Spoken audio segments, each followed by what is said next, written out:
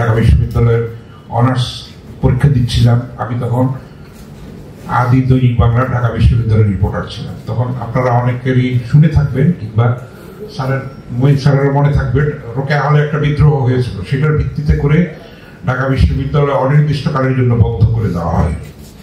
আমি honours second year পরীক্ষা দিয়ে বেরিয়েই শুনি যে, আমি তখন সূর্য সেনের আবাসিক ছাত্র, যে আজকে রাত্রের মধ্যে হল ত্যাগ করতে হবে। হল ত্যাগ করলাম, আরামবাগে একটা মেসে থাকলাম 1 মাস। তো ঢাকা বিশ্ববিদ্যালয় বন্ধ, অচলাবস্থা। তখন শহীদ প্রেসিডেন্ট জিয়াউর রহমান ইন্টারভেন করলেন। একদিন টিএসসিতে একটা অনুষ্ঠানের আয়োজন করা হলো, সেইটাতে ছাত্র শিক্ষক সবাই ছিলেন। স্যার আপনার মনে পড়বে নিশ্চয়ই, সেখানে আমাদের দৈনিক বাংলা থেকে 2 জনকে অ্যাসাইনমেন্ট দেওয়া হলো। বড় অনুষ্ঠান হলে 2 জনকে অ্যাসাইনমেন্ট, 2 জন রিপোর্টারকে অ্যাসাইনমেন্ট দেওয়া হতো। স্টাফ রিপোর্টার জনাব মোহাম্মদ জাহাঙ্গীর, তাকে অ্যাসাইনমেন্ট দেওয়া হলো। আজকের সম্মানিত প্রধান উপদেষ্টার আপন ছোট ভাই জনাব মোহাম্মদ জাহাঙ্গীর, আমার দীক্ষাগুরু, যার হাত ধরে সাংবাদিকতা আমার প্রবেশ, উনি, এবং ঢাকা বিশ্ববিদ্যালয়ের রিপোর্টার হিসেবে আমি। তো সেখানে প্রেসিডেন্ট জিয়া আছেন মঞ্চে, শিক্ষকরা বক্তৃতা করছেন একের পর এক। আজকের যিনি জাতীয়তাবাদী দলের ত্যাগী নেতা, বীর মুক্তিযোদ্ধা অধ্যাপক ডক্টর খন্দকার মোশাররফ হোসেন, উনি ওনাকে বক্তৃতা দিতে দিয়েছে। উনি প্রেসিডেন্ট জিয়ার সমালোচনা করছেন, সেই সময়কার সরকারের তীব্র সমালোচনা করছেন।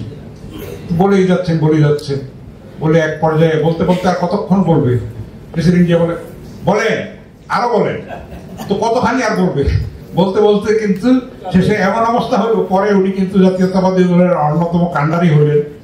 এবং আপনারা জানেন যে সে সময় যে আমি 11 বছর পড়েছি ঢাকা বিশ্ববিদ্যালয়ে, 1974 থেকে 84 2টা সাবজেক্টে। ফলে অনেকের থেকে অনেক স্মৃতি কাতর হয়ে পড়েছি এখানে এসে। প্রেসিডেন্ট জিয়া বক্তৃতা অনেকক্ষণ ধরে হলো, শুনলেন সবকিছু। তারপরে উনি বেরিয়ে আসলেন, বেরিয়ে এসে বললেন যে রোকেয়া হল আমি খুলে দেব।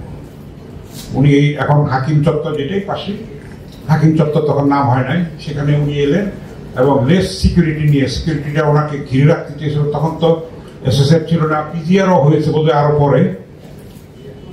তখন মিনিমাম সিকিউরিটি প্রেসিডেন্ট জিয়া হেঁটে এলেন। সেখানে জিয়াউদ্দিন বাবলু, একসময় ঢাকা বিশ্ববিদ্যালয়ের ডাকসুর সাধারণ সম্পাদক ছিলেন, মারা গেছেন, জাতীয় পার্টির নেতা। তারা কয়েকজন মিলে শুয়ে পড়লেন এখানে, যেন প্রেসিডেন্ট জিয়া এগিয়ে যেতে না পারেন, এবং ঢিল পাটকেল মারার নিজের চোখে দেখা আমার দৃশ্য। তখন সেটা প্রেসিডেন্ট জিয়ার গায়েও লেগেছে। তারপরে উনি এলেন, ওকে হল খুলে দিলেন। তার কিছুদিন পরে ডাকসু নির্বাচন হলো এবং জাতীয়তাবাদী ছাত্র দল, যেটার উদ্বোধনী অনুষ্ঠানও কভার করার আমার সৌভাগ্য হয়েছিল ঢাকা বিশ্ববিদ্যালয়ের রিপোর্টার হিসেবে। তো সেই জাতীয়তাবাদী ছাত্র দল কিন্তু বেশ কয়েকটা সিট পেল। আপনারা অনেকে ঢাকা বিশ্ববিদ্যালয় ডাকসুর ভোট দিতে পারেন না, অনেক সময় ডাকসু হয় না। আমি 2টা ভোট দিতে পেরেছিলাম। 18 কোটি মানুষের মধ্যে 1 পিসি, এটা নিজের চোখে না দেখলে এটা বিশ্বাস করা যাবে না। মানুষের সমালোচনা, গালাগালি সবকিছু সহ্য করে উনি সবাইকে ঐক্যবদ্ধ করেছিলেন। এবং আপনারা জানেন, শুধু বাংলাদেশই না, আধুনিক বাংলাদেশের উপকার তো তিনি বটে, এবং সার্কের স্বপ্নদ্রষ্টা, এবং ইরান ইরাক ওয়ারেও তাকে মধ্যস্থতার জন্য ডাকা হয়েছিল। মাত্র 45 বছর বয়সে ভারতীয় ষড়যন্ত্রে এবং অতি বিপদগামী কিছু সেনা সদস্যদের এই ষড়যন্ত্রে তাকে অকালে প্রাণ হারাতে হয়। স্বাধীনতার ঘোষণা দিয়েছে, আমি নিজের কানে শুনেছি। আমি তখন এসএসসি পরীক্ষার্থী।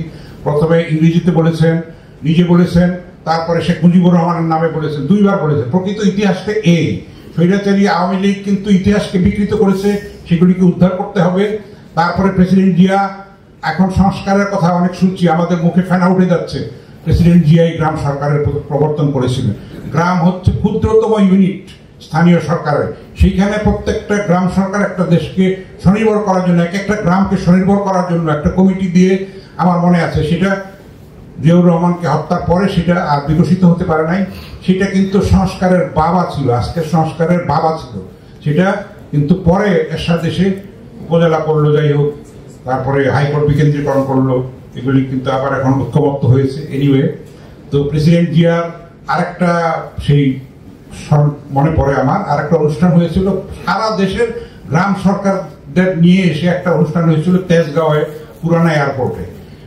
সেখানে সারা দেশের থেকে এসেছিল, এবং আমি দৈনিক বাংলায় একটা লেখা লিখলাম, এক প্যান্ডেলের নিচে